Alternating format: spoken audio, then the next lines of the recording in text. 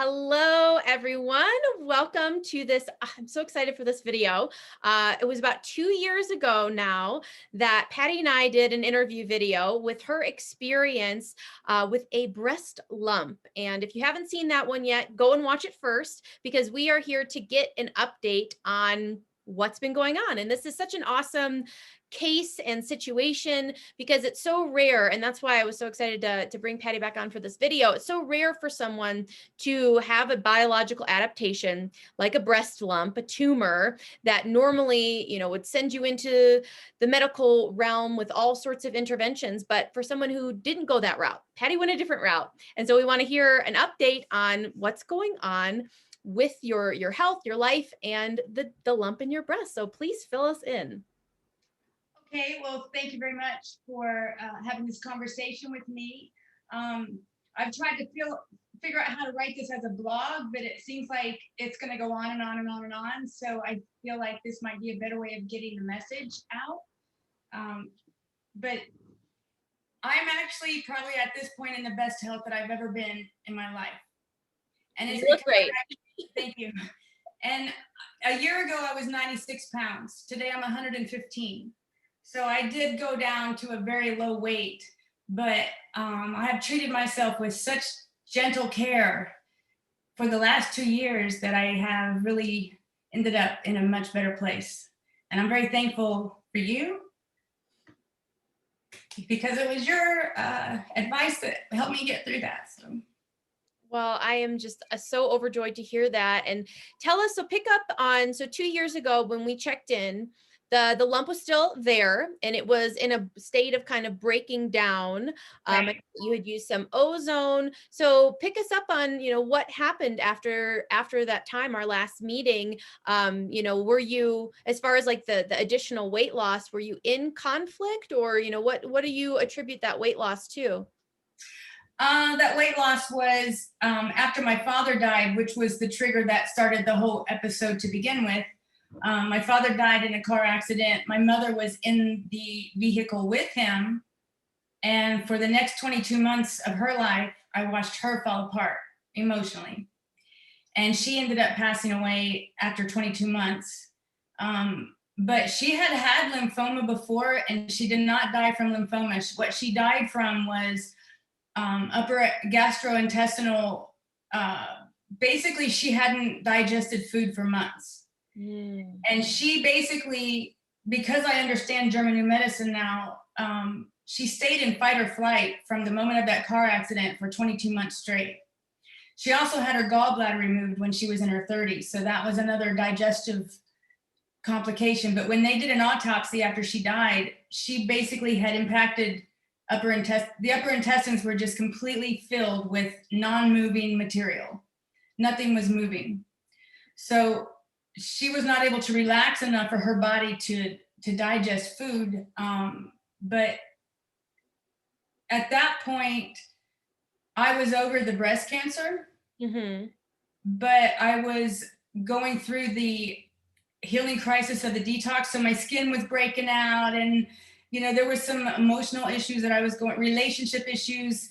I cleared a lot of people out of my life because I needed to just kind of be alone and to reset back to who I was originally. And when she died, I was extremely worried, not worried, but I was extremely determined to not let another emotional crisis take me down again. So I watched my mother fall apart because she could not get her emotions together. And at the same time, I had to keep it together so that she didn't lose me too. So it's been a very educational year or two for German new medicine. And this is, thank you so much for sharing this because this really is the raw reality of life, of one trauma, one shock, and then the domino effect. Because I know when we spoke 2 years ago, you were concerned about your mother because you could tell that she hadn't processed or accepted. And, when you look at things not processing through the body. The body is this indigestible morsel. I can't process, I can't accept, I can't wrap my head around the fact that this happened. And seeing, your mother go through that while trying to stay strong. I mean, there are so many people who experience similar things. There's just one family tragedy after another, and you're trying to keep it together. So, I mean, thank you for being so raw and sharing that with us. So that makes perfect sense why, even though you were through your breast cancer program, here's another potential biological conflict, another invitation from life to feel not okay, to feel isolated. And then you've got, relationships on top of that. So it's like one thing after another. And so that strength that you had through that time, I mean, that's incredible that, you dealt with that, and seeing that happen to your mother. And so you were in conflict, it sounds like, to some degree, with the weight loss. And Yes.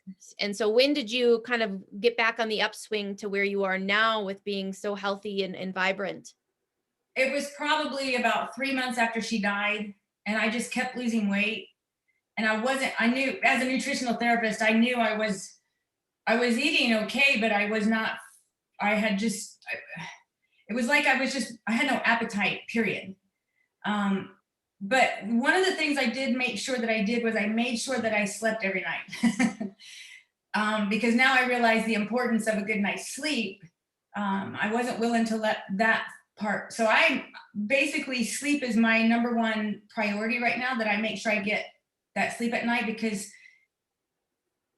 because I have learned from the German New Medicine that you're still in conflict if you're not sleeping well night after night after night after night. So I made sure I did that. But about 3 or 4 months after she died, I did weigh myself, and I was at 96 pounds, which is like fifth grade weight for me. And so I realized I probably should make myself start eating. So I actually literally had to spiritually get myself up and make myself eat. Mm. And so when I did eat, I started eating, like I know how to eat the healthiest stuff I could find, or that I make myself. And I've put on 20 pounds over the last year, and I've had to work hard. It just let me go. Wow. And so, as far as the breast, just as like, is there any scar tissue? Can you feel, like, as far as the changes that took place from when you could still feel something to what's going on now? Can you kind of fill us in on that? There was a long, long period of time after we did the ozone therapies. There was a long period of time of the tissue breaking down and decomposing. And there was a 2 or 3 week period where it was actually coming out through the skin. The bottom half of the breast was just one big open, oozing sore. And I remember that I couldn't wear a bra for a good 2 or 3 weeks because it would just soak it, and with gunky, yellow, gunky stuff. So I just, it would just drip down my stomach. And then that all healed up. And then, like, there's what seems to be the last remnants of what used to be a mass, and it's extremely itchy. In January, for the last 2 years, it's been extremely itchy, and it does create a rash right over the surface of that on the skin. But as of right now, that has all cleared up again after the second year. And there's no scar tissue. The skin looks brand new. Like, I actually look better than I did before this all started. So I'm very pleased that I never went to a doctor to have any surgery done, because there's no surgery that could have put it back together the way it's supposed to be. So yeah, I feel like it's all over with. Only in the last probably 5 or 6 months. And then this little rash that comes back in January, which for the last month was there again. And I'm like, oh, there it is again. But it just clears right back up. So I think that's just the last remnants, and my body is just getting that out through the skin. But you know how right before the breast tumor starts to grow, how the breast can look smaller? Mm-hmm. So I remember before the tumor actually was noticeable, that breast did appear smaller than the other one. So I actually felt kind of like I was uneven. Hmm. That has cleared up also. Like that it's like nothing ever happened. So I don't know how to explain it other than nature did exactly what it knows how to do.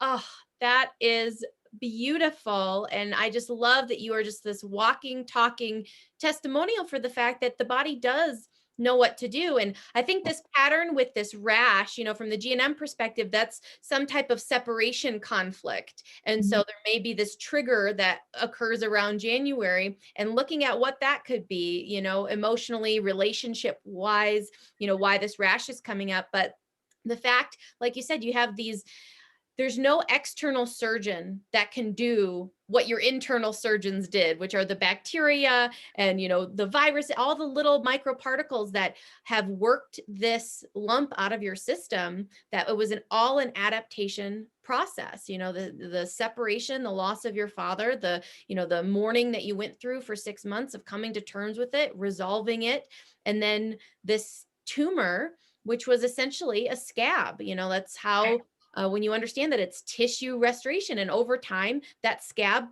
decomposes. And that's one of the things that why I was so excited to bring you on to share this with people, because people are like, well, what happens if you just leave it? If you do the emotional work, you're eating well, you're using alternative types of therapies and things that are supportive for your system, and eventually it goes away, and you have this, this fresh new skin and this tissue that is plumped right back up. And I mean, that is incredible. Thank you so much for being a light to, because so few people are going to even know what this process is like, because the moment that they feel a lump, they go into the world, and they feel guilty if they don't do all of the things that are recommended. And so there's so few stories like this, I feel like, that people can point to. And so thank you, thank you, thank you for being brave and courageous and trusting your body. Yeah, I feel like that was the one thing I had going for me. I had your lecture. I watched your lecture about breast cancer 15 or 20 times over and over. And everything that you said would happen did happen. And that was what made me feel like that, as painful as it was, the big pain was in January. For like the whole month of January, 2 years ago, I was in like more pain than childbirth, and it never stopped. It was day and night, day and night, day and night. And I'm telling you, when I hear people getting prescription for pain meds for cancer, I have felt that. It is a very intense pain. But I actually took it as if I was having some kind of surgery, like there was a real doctor working on me, and that this was the pain of being put back together. And had it not been for the lectures of German medicine, I don't think I would have had that courage. But because that was a lot of courage. A lot of courage. I can see why most people would run to a doctor. Mhm. And you're just watching your body fall apart. And then this went on. This has been a 2-year process. I have told people that you can actually kill a tumor in 3 months, but it's the next 2 years of what your body has to do to restore itself from top to bottom, inside to out. Like, I feel like I have an entirely new body. It's not just the breast that fixed itself. It's like everything fixed it. My liver, I've been focusing on my liver. So yeah, it just feels like everything. I feel like I have a tune-up. After 100,000 miles, I just got a tune-up, and I'm good for it. Oh, that's so good. How's your shoulder doing? My shoulder's doing much better. I do have a spot on my shoulder and on my leg that it was a really intense sore. I don't know if I could show it in the camera, but there's still a scar on my leg. It's gone, but that my skin was on fire and doing crazy stuff for long after the tumor was dead. Mm. And I think that was my liver just kind of being weak, and everything was, I mean, my body was just flushing everything out at once. But I do have some muscle missing in my leg where that was. So, but everything's healing. And other than just those last remnants of whatever happened to my skin, it's like even all the emotional trauma from years and years and years ago. It's like everything healed, everything in the last 2 years. I don't know how to explain it. It really. Well, that is incredible. And I'm just so happy for you. And you really do, like, you just are radiant. I just feel like you look so vibrant and so happy and healthy, and just this testament to just that ability for the body to renew. I love the tune-up thing. Is that our body does have that capacity to regenerate, and we just so few people believe in it, Yeah. or they kind of believe, but then fear takes over and they, kind of succumb to the fear. Like it makes perfect sense to succumb to the fear, especially when you don't understand that there's a biological program that's going on in your body. It knows what to do at each stage. But if we, get fearful and we jump ship, then we have to deal with the complications of medical interventions. And so it's just incredible that you've, kind of emotionally and physically and spiritually kind of just come out the other end of this, in the state that you are, is so awesome. Thank you. I do feel like I feel like most people should understand that if their body goes through something like this, that is the time to take every bite seriously, and to take every thought seriously, and to take every action seriously, because your body is really trying to do something miraculous. And to me, it's not a miracle, it's just natural. But in order for it to work, you have to assist. Mm. And so the positive thinking is has to be there. Like, if a person thinks they're dying, they're going to die. If a person thinks that their body is just going through a lot of pain and a lot of weird stuff because it's fixing stuff, if you have that approach to it, then that's what I think makes it possible. Then you're going to do things for yourself to help. Like, I really didn't know, I didn't have a doctor telling me what to do every step of the way, but I could tell when I needed to change up protocols or do something else or do this or that. I could tell because I was letting my body just tell me what to do next. So, and I don't think a lot of people are willing to let the body do what it knows how to do. Yes, yes. We think we have to stop it, or that it's too much, or it's wrong. And I think that that intuitive sense that you have of like just tuning in to your body, listening to it, changing things up, paying attention to the nourishment that's needed, paying attention to, if you're drawn to a certain like holistic intervention or supplement or support, or like the ozone, it's like your body knows. And there's a sense in which that you can just trust that you're going to be led down the path that's going to bring you the information that you need, the support that you need, the encouragement, that positive thinking of knowing this is an adaptation. As soon as you think, oh gosh, this is something wrong or something broken, that's when you seek an outside source to get rid of it, or to, remove it from your body because you fear it. But you didn't fear your body. You trusted it even in those dark, scary moments when you're in this intense pain and you're not able to lay down, and all that you went through, you described in the previous video. How And crazy. blood oozing out of my ear. And you even mentioned it. You were like, I was like, that must be the trauma in my brain healing. So Yeah, and just, yeah, trusting that this is my body healing, like that is incredible. So thank you for being this just person that we can look to and say, Patty did it, I can do it. Patty did it. She went through it and she focused on her healing, and she trusted her body, and she supported with nutrition and did all of the things she knew to do. But you kept the faith and the confidence and the knowledge that, like you said, it's not miraculous. What your body did was not miraculous. It is normal. And we just don't have so few people go through a normal healing process and live to tell about it, because we interrupt and we are laden with fear. So I don't even know. I would love any other nuggets of wisdom to share with people, or anything else that you'd like to add to the story.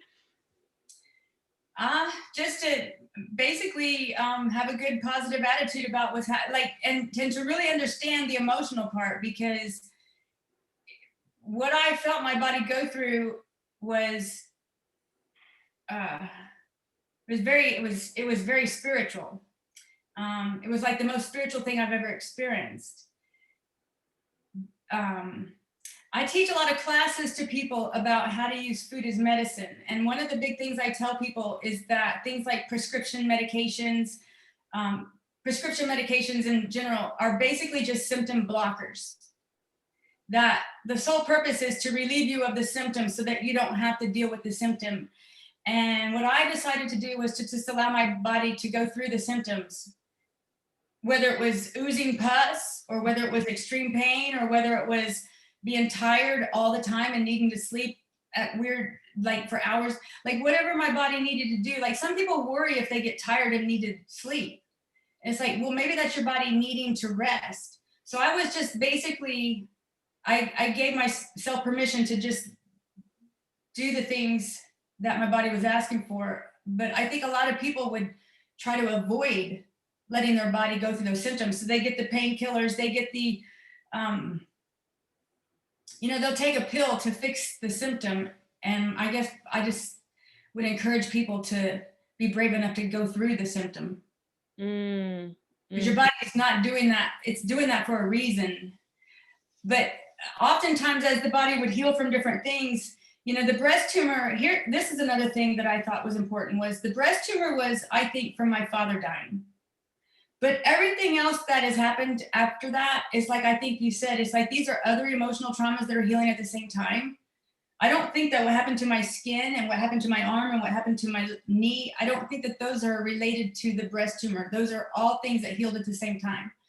So this was like not just a little healing crisis. This was like the big one. I had spent a good 8 years to 10 years before that eating well and detoxing and doing this protocol and that protocol and teaching people how to be healthy.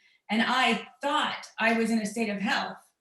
But after my father died, I did take a dive emotionally and it brought on the tumor. So then I realized that even healthy people could technically grow a tumor if the emotional trauma was strong enough. So I also feel like throughout our life, we might go through several episodes of pretty severe healing crises. The epileptoid crisis, we might go through 4 or 5 of those throughout our life of various sorts. But if we can get through it from start to finish, our body seems to be stronger in the end. And you might never have to go through that again because your body just dealt with it and it's done. So like people who think they're going to get healthy and stay healthy for life might be surprised that as the body gets healthier and healthier and healthier, it might throw itself through a healing crisis every once in a while because it's fixing something, because it finally has the strength to do so. So I'm no longer afraid of the healing crisis. Is what I think a lot of doctors would call a disease. So when people are experiencing these weird things in their body, for me, that is a sign that the body is trying to do something. So let's encourage it. Oof. Which is a completely different approach to medicine than what conventional medicine has. Totally, completely. I guess that's my last bit of wisdom, is that you really have to think about this from a completely different way. Absolutely. And that's understanding the biological laws, understanding the epileptoid crisis, understanding the meaning of the symptoms, that it is, you have to change everything you thought you knew about health. You were healthy physically, detoxed, good nutrition, but you had an emotional shock and that adaptation. And so, the idea that cancer is this bad thing or this wrong thing or this thing that forms when you're, because you're not taking care of yourself, or it's like a punishment, that model doesn't make any sense when you really understand and you see people's stories of, healthy nutrition, all of the things, yet you had an emotional shock and your body adapted to that. And so understanding and trusting that deep wisdom that the body built it because of an adaptation, but it also knows how to restore. And so seeing the other half of that story and seeing you here, healthy, vibrant, strong, just looking fabulous, you are just incredible. And so thank you so much for taking the time to share this, this ongoing, because, like you said, this is an ongoing thing. It's not just one thing. We constantly have conflicts that we are coming to terms with and resolving, in relationships that are evolving and people that are passing away. And so it's, life keeps coming at you, and that emotional adaptability and that, awareness and getting the good sleep and paying attention to, how you're reacting to these external invitations for stress and worry and fear and conflict. It's, this is the forever journey. There's gonna continually be opportunities for healing and restoration. And here you are with this vessel that obviously is on your side. Yes. Yeah. And if a person is not sleeping night after night after night after night after night, they really need to try and figure out why quickly and not let that go on too long. So German new medicine is correct when they stress the importance of a good night's sleep. Yep. And yeah, not sleeping, it does. It indicates there's something in your psyche that's unresolved and your body wants you to resolve it as soon as possible. And yeah. Oh, so thank you so much. Have a great weekend. Thank you for sharing this. And maybe we'll check in and do another update again in the future. All right. Thank you very much. Have a great day. You too.